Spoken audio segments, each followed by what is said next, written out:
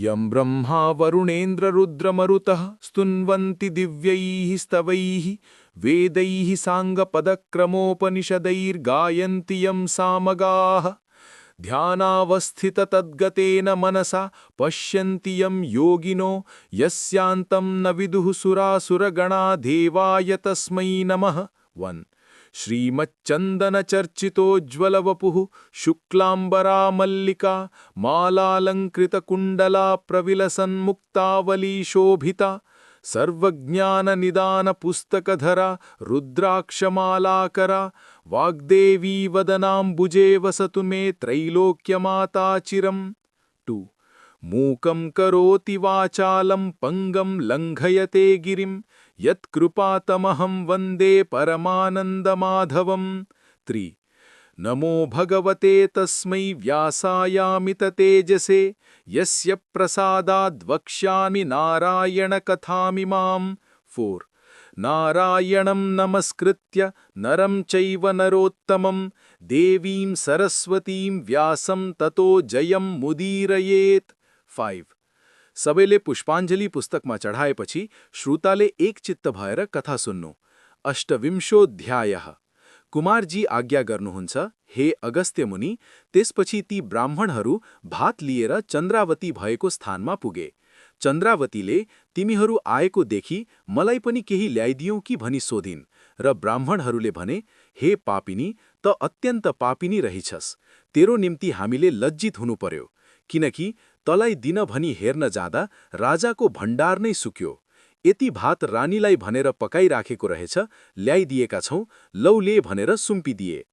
त्यो भात पाउना साथ चन्द्रावती भोकले व्याकुल भएकी हुनाले तत्काल खान तयार भइन्।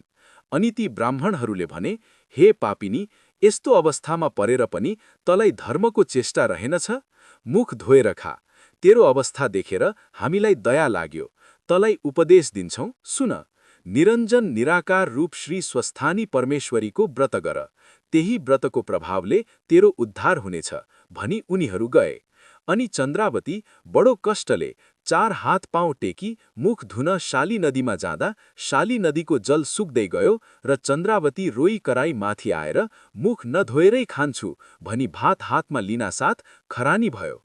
त्यो खरानी पनि खाउँ भन्दा ठूलो बतास आई उडाएर लग्यो। अनि चन्द्रावती काटेको वृक्ष ढले झै भूमिमा परी मूर्छा भइन्। फेरि चेत आयो र मैले कस्तो अपराध गरिछु भनी अनेक थरीका विषाद गरी दुःखका सिन्धुमा डुबिरहेकी थिइन्। त्यसको केही दिनपछि पौष शुक्ल पूर्णिमा आयो र स्वस्थानी परमेश्वरीको व्रत आरम्भ गर्न स्वर्गका अप्सराहरू शाली नदीमा स्नान गर्न आए। स्नान गरिसकी सूर्यनारायणलाई अर्घ्य दिई बालुवाको शिवलिङ्ग बनाई महादेवको पूजा गर्न लाग्दा चन्द्रावतीले देखिन् र उनीहरूको नगिचै गएर भनिन्, हे तपाईहरू देवता हो कि मनुष्य हो? म पापिनी, कहीँ चल्न सक्दिन, कसैले केही दिँदैनन्, खान पाउँदिन, मलाई अन्न दान दिनु हवस्। म के पापले यस्ती भएँ? मेरो कसरी उद्धार होला? यति चन्द्रावतीले भनेको सुनि अप्सरा भन्दछन्, हे पापिनी, हामी स्वर्गका अप्सरा हौं। आज पौष शुक्ल पूर्णिमा हो, श्री स्वस्थानी परमेश्वरीको व्रत आरम्भ गर्न यहाँ स्नान गर्न आयौं। तेरो अवस्था देखेर हामीलाई दया लाग्यो, त पनि यही व्रत गर, सम्पूर्ण पाप नाश भएर उद्धार होला। यति सुनि चन्द्रावती मनमनै विचार गर्दछिन्, मैले अरु त केही पाप गरेकी थिइन, डोलेहरूले स्वस्थानी परमेश्वरीको प्रसाद भनी ल्याइदिएको मैले अहङ्कारले थु थु गरी थुकेर खुट्टाले दली फालिदिएकी थिएँ। मलाई अवश्य त्यही पाप लाग्यो।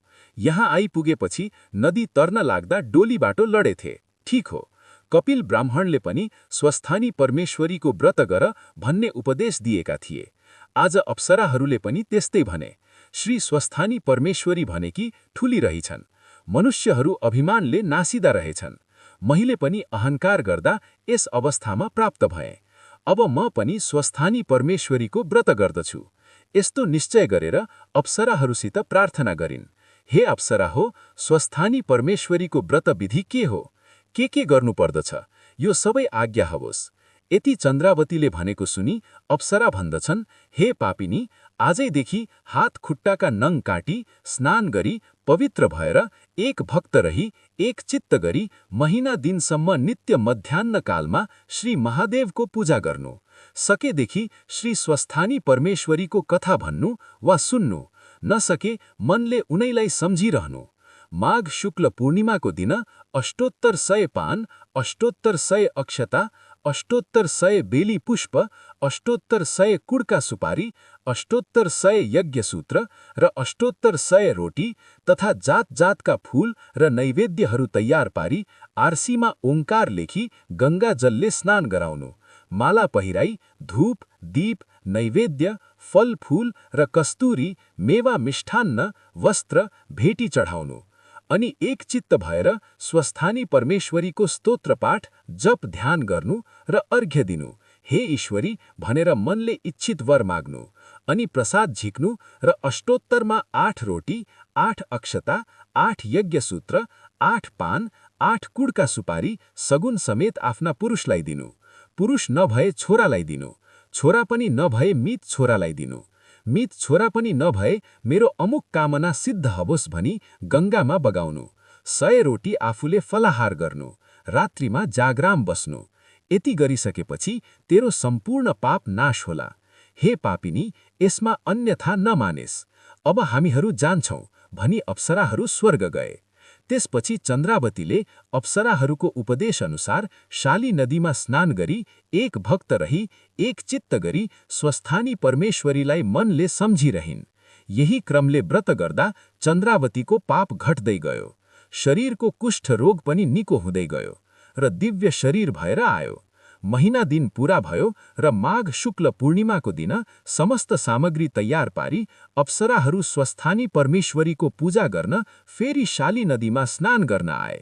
चन्द्रावतीले देखिन् र उनको नगिचै गई, हे अप्सराहरू हो, तपाईहरूको आज्ञाले पौष शुक्ल पूर्णिमादेखि नित्य स्नान गरेर एक भक्त रही नित्य मध्याह्न कालमा श्री महादेवको पूजा गर्दछु। अब व्रत पूर्ण गर्न सामग्री केही पनि छैन, कसो गरौं भनिन्। र अप्सराहरू भन्दछन्, हे पापिनी, केही पनि छैन भने शाली नदीबाट बालुवा ल्याई सामग्री तुल्याई हामीहरूको संसर्गमा पूजा गर। यति सुनि चन्द्रावतीले हवस भनी शाली नदीको बालुवा ल्याई सामग्री तुल्याइन्। श्री स्वस्थानी परमेश्वरीको व्रतको प्रभावले चन्द्रावतीले तुल्याएको मनले चिताएको बालुवाका सामग्रीहरू सिद्ध भई तयार भयो। त्यो देखेर चन्द्रावती मनमा आनन्द मानी धन्य धन्य स्वस्थानी परमेश्वरी भन्दै अप्सराहरूलाई बालुवाको सामग्री सिद्ध भएको कुरा सुनाइन्। उनीहरूले पनि बालुवाको सामग्री सिद्ध भएको र तिनको दिव्य शरीर भएको देखेर आश्चर्य मान्दै भने, हे सुन्दरी, आजसम्म तलाई पापिनी भन्दथ्यौं, तर आजदेखि तेरो नाम पुण्यवती भयो भनेर आफ्नो संसर्गमा व्रत गराए। चन्द्रावतीले पूजा गरिसकी अर्घ्य लिई स्तुति गर्न लागिन्। हे जगदीश्वरी, अघि मैले अहंकार गरेर हजुरको निन्दा गरेको अपराध क्षमा गर्नुहोस्। हे ईश्वरी, सम्पूर्ण प्राणीका हृदयमा बसी पाप पुण्यकी साक्षी भइरहेकी यस्ती हजुरलाई कोटि कोटि नमस्कार।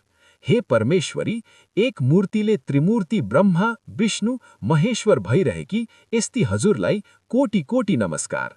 हे भगवती, पृथ्वी, जल, तेज, वायु, आकाश यी 5 पनि हजुर, देवता की देवता पनि हजुर, अति स्थूल र अति सूक्ष्म पनि हजुर, यस्ती त्रैलोक्य की अधिपति हजुरलाई कोटि कोटि नमस्कार। हे ईश्वरी, हजुरको स्तुति गर्न शेष र शारदाले नसकेको म कसरी सक्दछु? म पापिनीको पूजाले प्रसन्न भई मलाई यस घोर कष्टबाट पार लगाउनुहोस्। यति भनी अर्घ्य दिइन्। तब पूजा समाप्त भयो र अप्सराहरू विदा भई स्वर्ग गए। अनि चन्द्रावती शाली नदीका किनारामा खरको झुपडी बनाई श्री स्वस्थानी परमेश्वरीलाई मनले सम्झी रात्रिमा जागराम बसिन्। प्रातःकाल भयो र शाली नदीमा स्नान गरी अष्टोत्तर 100मा 8 रोटी, 8 अक्षता, 8 पान, 8 कुड्का सुपारी सगुन समेत लिई, हे ईश्वरी, मेरा पति यहाँ छैनन्, कसलाई दिउँ? मेरा पति नवराजसित चाँडै भेट होस् भनी शाली नदीमा बगाइदिइन्। 100 रोटी आफूले फलाहार गरिन्। अनि स्वस्थानी परमेश्वरीको व्रतको प्रभावले चन्द्रावतीको पाप रोग निको भई अघि भन्दा पनि दिव्य शरीर भयो। त्यो देखेर मनमा आनन्द मान्दै धन्य स्वस्थानी परमेश्वरी भनी बारम्बार प्रणाम गर्दी भइन्। इति श्रीस्कन्दपुराणे केदारखण्डे माघमाहात्म्ये कुमार अगस्त्य संवादे श्रीस्वस्थानी परमेश्वर्याः व्रतकथायां चन्द्रावती व्रतकृतन्नाम 28 उपनयतु मङ्गलं वः सकलजगन्मङ्गलालयः श्रीमान् दिनकरकिरणनिबोधित नवनलिनदलनिभेक्षणः कृष्णः। काले वर्षतु पर्जन्यः देशोऽयं क्षोभरहितः ब्राह्मणाः सन्तु निर्भयाः। अपुत्राः पुत्रिणः सन्तु पुत्रिणः सन्तु पौत्रिणः। निर्धनाः सधनाः सन्तु जीवन्तु शरदां शतम्। तत्रैव गङ्गा यमुना च तत्र गोदावरी सिन्धु सरस्वती च तीर्थानि सर्वाणि वसन्ति तत्र यत्राच्युतोदार कथा प्रसंगः। या कुन्देन्दु तुषारहारधवला या शुभ्रवस्त्रावृता या वीणा वरदण्डमण्डितकरा या श्वेतपद्मासना या ब्रह्माच्युत शङ्कर प्रभृतिभिः देवैः सदा